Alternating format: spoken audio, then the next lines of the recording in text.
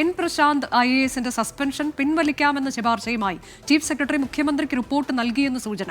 Chief സെക്രട്ടറിയുടെ റിപ്പോർട്ടിൽ മുഖ്യമന്ത്രിയാണ് അന്തിമ തീരുമാനമെടുക്കുക. എൻ പ്രശാന്തിന്റെ സസ്പെൻഷൻ കാലാവധി ഇന്ന് അവസാനിക്കും. ശ്രീജിത്ത് വിശദാംശങ്ങളുമായി. ശ്രീജിത്ത്, ഒരു ഹിയറിംഗും എല്ലാം നടത്തിയതാണ്. അതിനുശേഷം ഇന്നിപ്പോൾ എന്ത് തീരുമാനത്തിലേക്ക് ചീഫ് സെക്രട്ടറി എത്തിച്ചേർന്നിരിക്കുന്നു എന്നതാണ് നമുക്ക് സ്ഥിരീകരിച്ച് പറയാൻ കഴിയുക? അനുജ, ഈ സമൂഹ മാധ്യമങ്ങളിലൂടെ പരസ്യ വിമർശനം നടത്തിയതിന്റെ പേരിലാണ് എൻ പ്രശാന്ത് IAS സസ്പെൻഡ് ചെയ്തത്. സസ്പെൻഷൻ കാലാവധി ഇപ്പോൾ 6 മാസം പൂർത്തിയാകുകയാണ്. ഇന്ന് വരെയാണ് പ്രശാന്തിന്റെ സസ്പെൻഷൻ. അതിന് മുന്നോടിയായി ഇപ്പോൾ പ്രശാന്തിനെ സർവീസിൽ തിരിച്ചെടുക്കുന്നതിനെ അനുകൂലിച്ചുകൊണ്ട് ചീഫ് സെക്രട്ടറി മുഖ്യമന്ത്രിക്ക് റിപ്പോർട്ട് കൈമാറിയിരിക്കുന്നത്.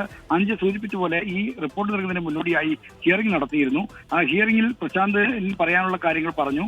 ഇതിന്റെ അടിസ്ഥാനത്തിൽ ചീഫ് സെക്രട്ടറി സ്വന്തം ശുപാർശ അടക്കമാണ് റിപ്പോർട്ട് കൈമാറിയിരിക്കുന്നത്. മുഖ്യമന്ത്രിയാണ് ഈ റിപ്പോർട്ടിന്മേൽ അന്തിമ തീരുമാനമെടുക്കേണ്ടത്. IAS ഉദ്യോഗസ്ഥരുടെ സസ്പെൻഷൻ കാലാവധി 6 മാസത്തിൽ കൂടുതൽ കടന്നുപോയാൽ കേന്ദ്ര പേഴ്സണൽ മന്ത്രാലയത്തിൽ നിന്നും സർക്കാരിനോട് വിസ്തീർണം ആരായും. അത്തരം നിയമപരമായ പ്രശ്നങ്ങളും സർക്കാരിന് മുന്നിലുണ്ട്. അതുകൊണ്ടാണ് ഈ സസ്പെൻഷൻ പിൻവലിച്ച് സർവീസ് തിരിച്ചെടുക്കാനുള്ള ശുപാർശ നൽകിയെന്നാണ് ഇപ്പോൾ പുറത്തുവരുന്ന സൂചന. ശരി, എൻ പ്രശാന്ത് IAS സസ്പെൻഷൻ പിൻവലിക്കാമെന്ന് ശുപാർശ ചീഫ് സെക്രട്ടറി നൽകിയിട്ടുണ്ട് മുഖ്യമന്ത്രിക്ക് എന്നൊരു സൂചനയാണ് ഇപ്പോൾ പുറത്തു വരുന്നത്. എന്താകും മുഖ്യമന്ത്രിയുടെ തീരുമാനം എന്നുള്ളതാണ് പ്രധാനമാകാൻ പോവുക. അദ്ദേഹത്തിന്റെ സസ്പെൻഷൻ കാലാവധി ഇന്ന് അവസാനിക്കും.